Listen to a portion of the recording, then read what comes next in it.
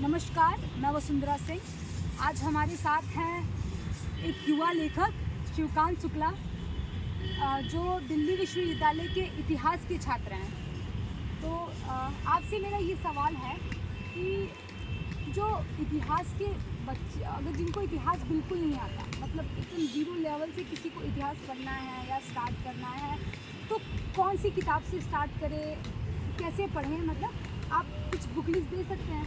हाँ, बहुत अच्छा सवाल है। इतिहास को समझना, इतिहास को शुरुआत में जो बच्चा इतिहास कभी नहीं जानता, उसको इतिहास अगर शुरू करना है तो बहुत सारे विद्वानों से मिलेंगे। तो आपको उनको पहली किताब बताएंगे आर.एस. शर्मा की, पढ़ लीजिए प्राचीन भारत का इतिहास। अब तो नए इतिहास नए विद्वान बताते हैं, उपेंद्र सिंह तलवंडी। लेकिन मैं उस व्यक्ति को, उस छात्र को कोशिश ये करूँगा बताने की कि मतलब आप सबसे पहले जो किताब है E.H. कार एक हिस्टोरियन नहीं, एक राजनीतिक विज्ञान के प्रोफेसर थे। उन्होंने एक किताब लिखी, इतिहास क्या है, इंग्लिश में है व्हाट इज हिस्ट्री। तो किसी भी छात्र को अगर इतिहास की तरफ अगर जाना है, इतिहास को समझना है, तो उसमें कोई किसी का इतिहास नहीं है भारत का ना है, ना किसी भी विश्व का है। लेकिन इतिहास को कैसे पढ़ें, कैसे समझें और कैसे लिखते हैं, अगर उसको समझना है तो आप E.H. कार की उस किताब से शुरू कर सकते हैं, व्हाट इज हिस्ट्री। उसके बाद में दूसरी किताब है हिस्टोरियन क्राफ्ट, मार्क ब्लॉक की है, इतिहासकार का शिल्प। ये दो किताबें बहुत बेसिक हैं। इसके बाद में अब बात करें कि स्पेसिफिक टाइम पीरियड के लिए, तो प्राचीन के लिए बहुत सारे लोग रिकमेंड करते हैं कि आप पढ़िए, और आर.एस. शर्मा, रणवीर चक्रवर्ती पढ़ लीजिए, D.N. झा श्रीमाली की किताब है प्राचीन भारत का इतिहास। और लेकिन बहुत जो ट्रेंडिंग बुक है वो है प्राचीन एवं मध्यकालीन भारत का इतिहास, उपेंद्र सिंह नेम की बहुत अच्छी किताब है। बहुत डेप्थ एनालाइज है और बहुत विस्तृत बात है।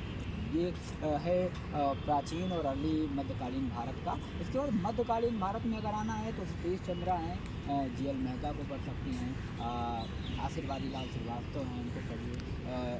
उसके बाद में अगर थोड़ा मॉडर्न की ओर आएंगे तो हर प्रोफेसर, हर टीचर, हर शिक्षक, हर व्यक्ति इतिहास, मॉडर्न इतिहास का जानकार कहता है बिपिन चंद्रा को पढ़िए, बताता है। लेकिन बिपिन चंद्रा ही पर्याप्त नहीं है मॉडर्न इतिहास, मॉडर्न हिस्ट्री के लिए, आधुनिक भारत के इतिहास के लिए आपको नज़र दौड़ाना पड़ेगा। कुछ अलग है, सुमित सरकार की किताब आधुनिक भारत कुछ अलग है, प्लासी टू पार्टीशन शेखर बंदोपाध्याय में कुछ अलग है, आप आर.एस. शुक्ला का आधुनिक भारत का इतिहास कुछ अलग है। तो कोई एक स्पेसिफिक किताब नहीं है, कुछ हर किताबों में कुछ अलग पॉइंट ज़रूर है। तो इसके लिए बेसिक तो अब तो बहुत जो अच्छी किताब आई 2004 में आई, शेखर बंदोपाध्याय की बहुत अच्छी किताब है, प्लासी टू पार्टीशन, पर बहुत डेप्थ एनालाइज है, एनालिसिस उसमें किया गया है। उसके बाद में उसमें सरकार की किताब पढ़ सकते हैं, यही है। और वर्ल्ड हिस्ट्री पर देवेश विजय की किताब है, अगर हिंदी माध्यम के विद्यार्थियों के लिए बहुत अच्छी किताब है। मीनाक्षी फूकन भी लिखती हैं, अर्जुन सिन्हा बहुत अच्छा काम कर रहे हैं, ऐसे बहुत सारे इतिहासकार हैं। आपने बहुत अच्छे से बताया कि कौन सी किताब पढ़नी चाहिए। बस मेरा एक और प्रश्न है आपसे कि बहुत सारे बच्चों का कहना है, बहुत सारे बच्चों से सुनने में आता है कि इतिहास उनको बहुत बोरिंग लगता है, उनको इतिहास पढ़ने में रुचि नहीं आती। तो हम कैसे पढ़ें इतिहास को जिससे हमें उस पर रुचि आए, हमें इतिहास से प्रेम हो जाए? ऐसा देखिए, इतिहास को टेक्स्ट बुक की तरह नहीं पढ़ना।